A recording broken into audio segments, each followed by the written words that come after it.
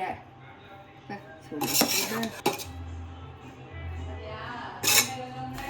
Friends, நம்ம இன்னைக்கு பார்க்க போகிறது தக்காளி பிரியாணி.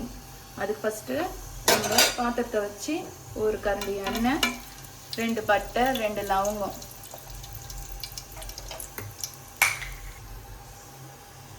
நறுக்கிய வெங்காயம் 2,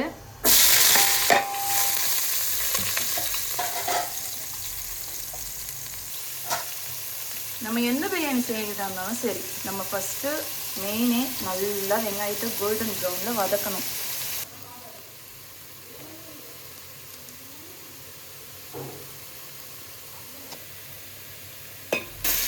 ரெண்டு டீஸ்பூன் இஞ்சி பூண்டு பேஸ்ட்,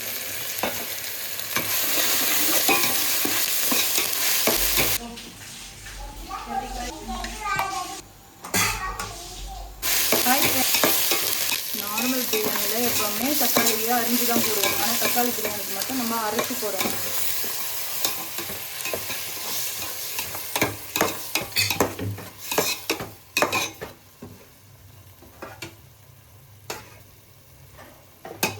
காஷ்மீரி மிளகாய்த்தூள் 1 டீஸ்பூன்,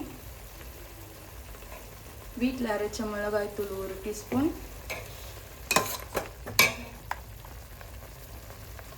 மஞ்சள் தூள் 1/2 டீஸ்பூன், தேவையான அளவு உப்பு.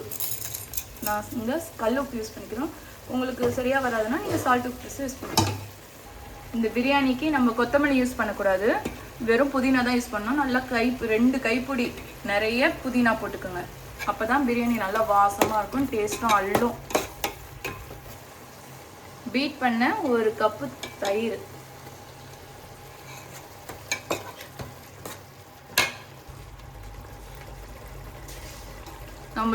நம்ம 2 கிளாஸ் அரிசி சாப்பாடு செய்ய போகிறோம். அதனால 1க்கு 2ன்றதுனால 4 டம்ளர் தண்ணி ஊற்ற போகிறோம்.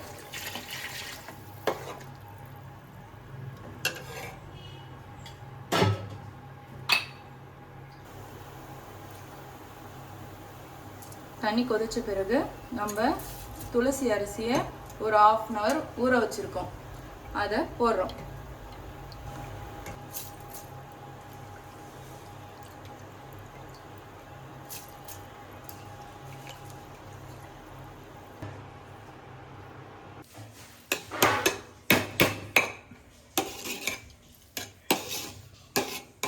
தண்ணியெலாம் வற்றினதுக்கப்புறம் ஒரு 15 நிமிஷம் நம்ம தம்மில் விட்டுக்கலாம்.